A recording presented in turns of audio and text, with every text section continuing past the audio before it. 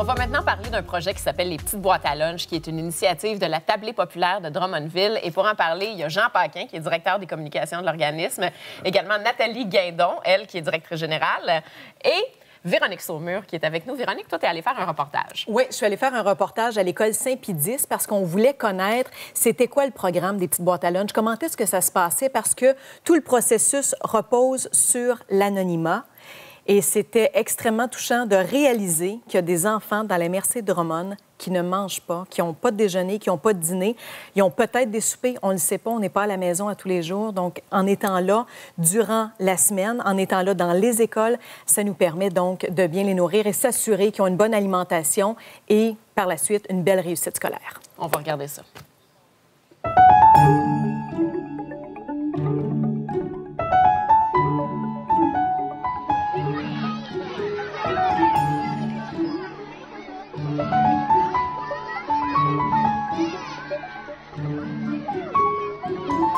À chaque année, c'est émouvant justement de voir qu'il y a des enfants qui arrivent le matin, qui n'ont pas déjeuné et qui ont des besoins à ce niveau-là.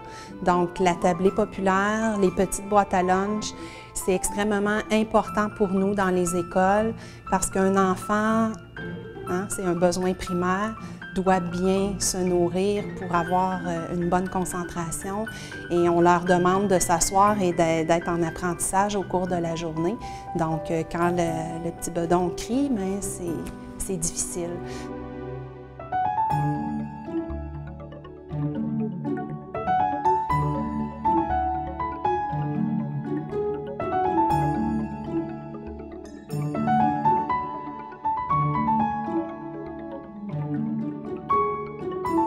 On met un jus, on met un muffin, savoir qu'ils mangent un déjeuner, ils ont la collation puis le dîner tous les jours, ça fait chaud au cœur.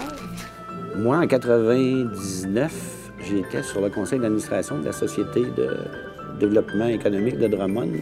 Puis là, j'ai appris qu'il y avait des enfants du niveau primaire dans notre région qui ne mangeaient pas. Alors là, ma première réaction, ça a été de ne pas y croire, parce que je me disais, ça n'a aucun sens. Là. Ça se fait pas ici, là, on n'est pas en Afrique. Là.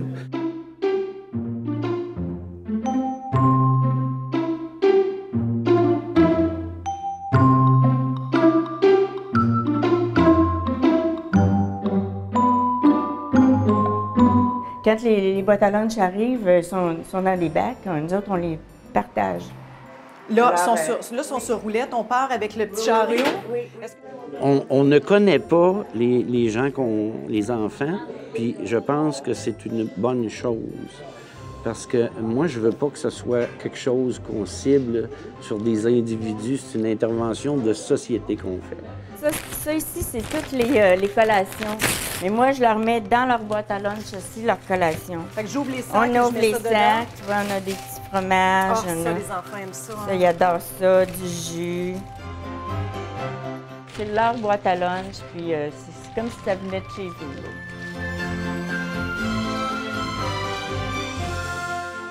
Un deuxième enfant heureux. Un besoin primaire qui n'est pas répondu, c'est malheureux. Donc, on répond grandement aux besoins à ce moment-là. Denise, on a 11 boîtes à lunch. Puis il y a combien de jours d'école? 180. Ça veut dire que c'est à peu près 2000 boîtes à lunch par année, juste pour votre école, Saint-Pédis. Oui. Imaginez le territoire au complet. C'est ça. De toute la commission scolaire, ça en fait des boîtes à lunch, ça en fait des enfants qui n'ont rien à manger. Oui. On vise la réussite des enfants. Donc, c'est important, l'investissement au niveau communautaire. Nous, on le voit concrètement dans nos écoles, tous les jours, sur le terrain. On voit les résultats auprès des enfants. Si on échappe à un enfant parce qu'il n'a pas mangé au primaire, c'est un drop-out ou une drop-out à fin du primaire, début du secondaire, il va coûter 2 millions à la société dans sa vie. Si vous me donnez l'argent pour toutes les nourrir pendant les 6 ans du primaire, ça me coûte 950 000. Je les nourris toutes pour 950 000, j'en échappe un, ça nous coûte 2 millions. Pensez-vous que c'est un mauvais deal qu'on fait? Je ne vous parle pas juste de l'impact sur la vie de l'enfant, là. Je vous parle de l'impact sur les coûts sociaux. Là. Fait que si c'est pas vendeur ça, là, je suis un mauvais vendeur. Bien, moi, je trouve que c'est un Moses de bon vendeur, ce monsieur-là, parce que j'ai trouvé ça très émouvant, Véronique, parce que c'est vrai qu'on a tendance à ne pas y penser, mais un enfant qui ne mange pas, c'est difficile de se concentrer, puis c'est facile pour lui de penser qu'il est juste pas bon à l'école, qu'il n'a pas de talent, il se met à se dénigrer, puis ça entraîne tous les problèmes qu'on connaît, là.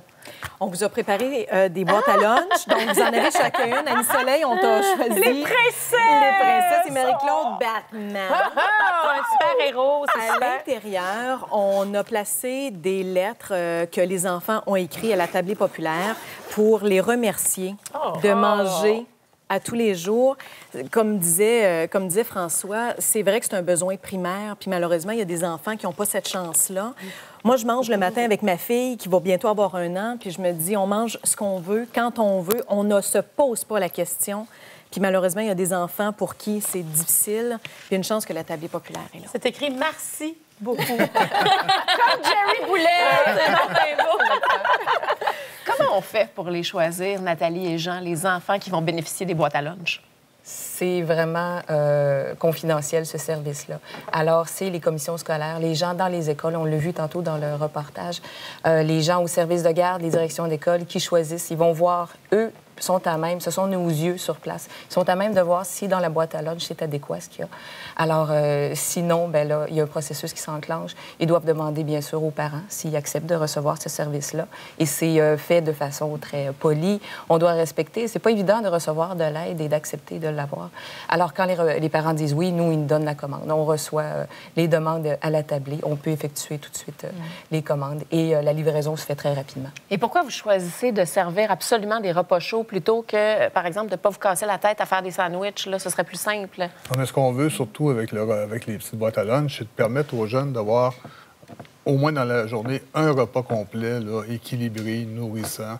Là, on parle du dîner, là. Fait qu'on s'assure de ça. Fait que c'est un peu pour ça. Puis on a rajouté aussi, depuis quelques années, une grosse collation qu'on peut appeler déjeuner aussi, là. Mais l'idée, là, c'est vraiment d'avoir, pour que les jeunes puissent avoir une nourriture équilibrée.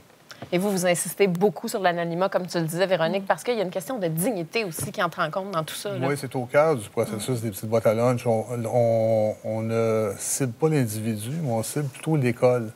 C'est-à-dire on cible l'individu dans l'école sans connaître l'individu. Parce qu'on veut aussi non seulement rejoindre une école en particulier, mais vous savez, la pauvreté, finalement, il y en a partout dans une ville. Hein? Et puis, il y en a dans le milieu rural aussi. Fait qu'à ce moment-là, nous, ça nous permet de rejoindre les jeunes, peu importe où ils sont.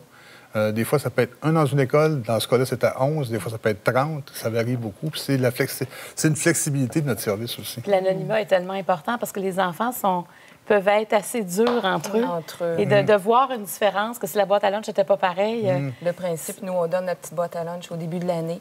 L'enfant, le matin, il quitte la maison avec sa boîte à lunch. Pendant qu'il est en classe, les gens au service de garde, on l'a vu avec Véronique, remplissent la boîte à lunch. C'est très touchant, ça, dans le reportage. Et le soir, bien, il retourne avec sa petite boîte à lunch qui est vide.